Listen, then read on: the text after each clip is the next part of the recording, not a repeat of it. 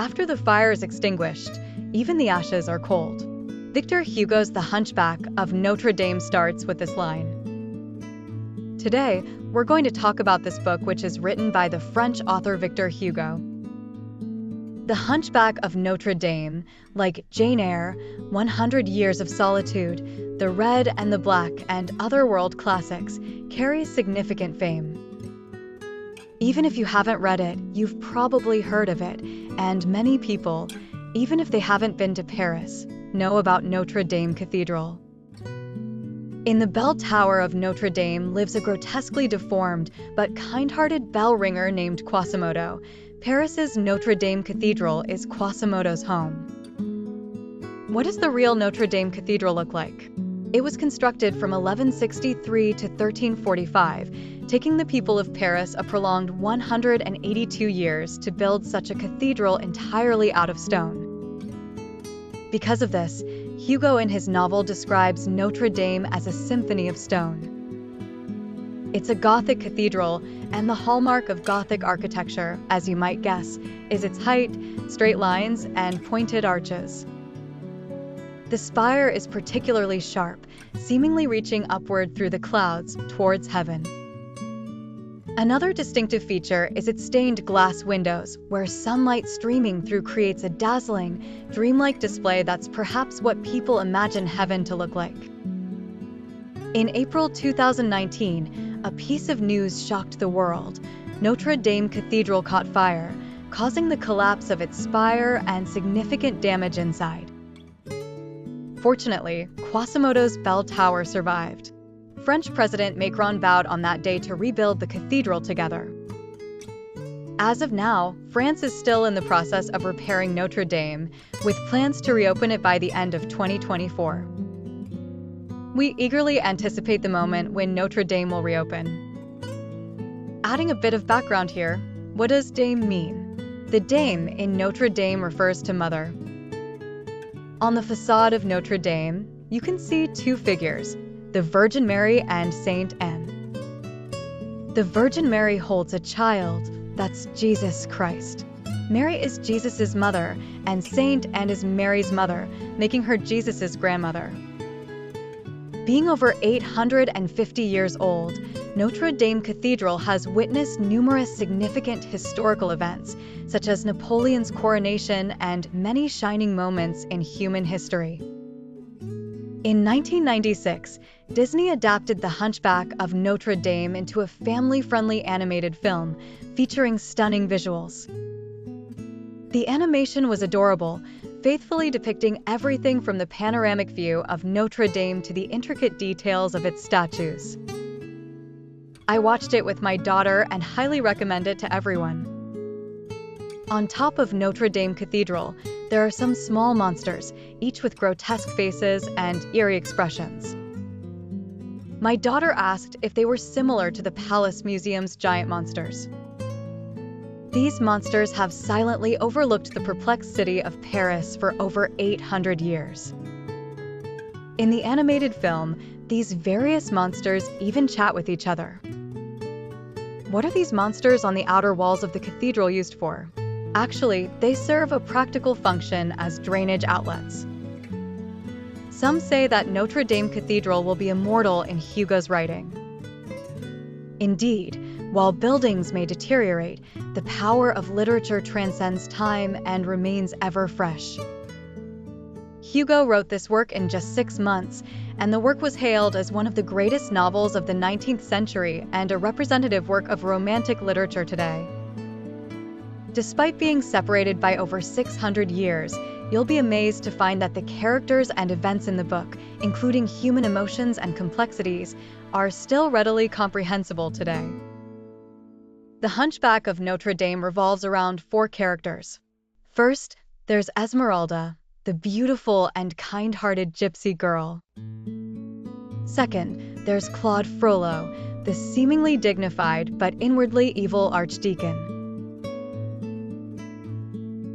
Third, there's Captain Phoebus, handsome but morally dubious leader of the archers. And fourth, the one we're very familiar with, Quasimodo, the deformed and kind-hearted bell ringer of the cathedral, also Claude's adopted son. Here's a brief overview of the story. In the 15th century, Claude Frollo, the Archdeacon of Notre Dame Cathedral, lived a life of celibacy for over 30 years. However, one day he tragically and yet fortunately falls in love with the gypsy girl, Esmeralda. This love brings him immense torment. On one hand, his sinful desires make him feel he's betraying his religious vows, and on the other, Esmeralda doesn't love this old and ugly priest at all. The beautiful girl has her heart set on someone else, the young and handsome military officer, Phoebus. So, Frollo devises a scheme. He frames Esmeralda for attempted murder on Phoebus and falsely accuses her of witchcraft, intending to use his authority to force her into submission and to beg for mercy. Unexpectedly, Frollo's own adopted son, Quasimodo, comes to Esmeralda's rescue, taking her to sanctuary within the cathedral when she's in peril. Enraged, Frollo orders her arrest by the court. Desperate, Esmeralda escapes sanctuary and miraculously reunites with her long-lost mother.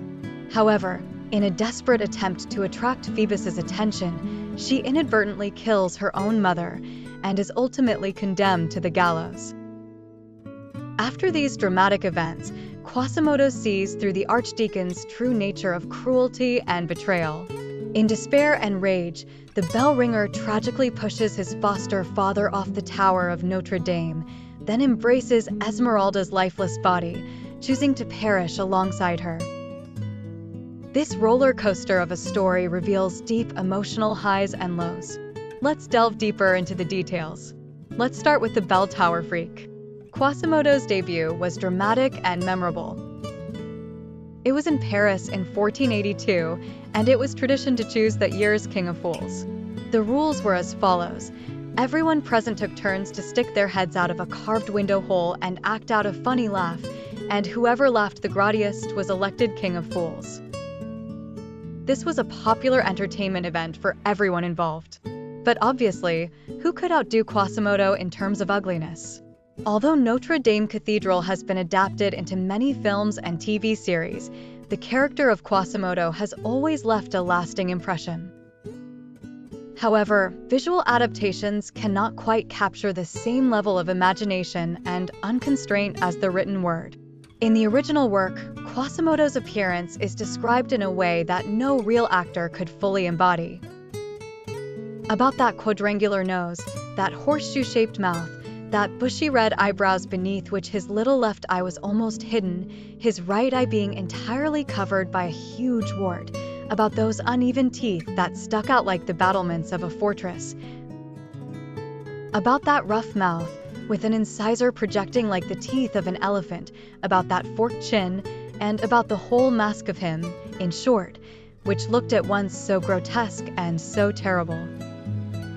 These descriptions only depict a part of the surface of Quasimodo's appearance, leaving much to the imagination. When Quasimodo is led out from behind the carved window of the chapel during the Feast of Fools, people finally see his whole body. His entire body is a spectacle of oddity, with a large head covered in red hair and a hunched back rising between his shoulders. His deformity is evident from every angle as he moves.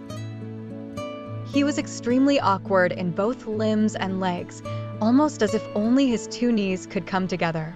From the front, they looked like two sickles joined at their handles. How can a person resemble sickles? Hugo's imagination is truly remarkable. He also had oversized feet and terrifying hands. Hugo concluded he was like a giant statue that had been shattered, but not properly glued back together. It is really not known from what observations Hugo created such an image, but it is certain that Quasimodo must have been a synthesis of countless images. How did such a man born so eccentric survive? This brings us to Quasimodo's adoptive father. That would be Father Claude. Claude came from a noble family, albeit a small one, and was considered a middle-class family of the time. Under the strict discipline and arrangement of his parents, he was destined from an early age to devote himself to the priesthood in this life. With talent and diligence, this diligence reached obsessive levels.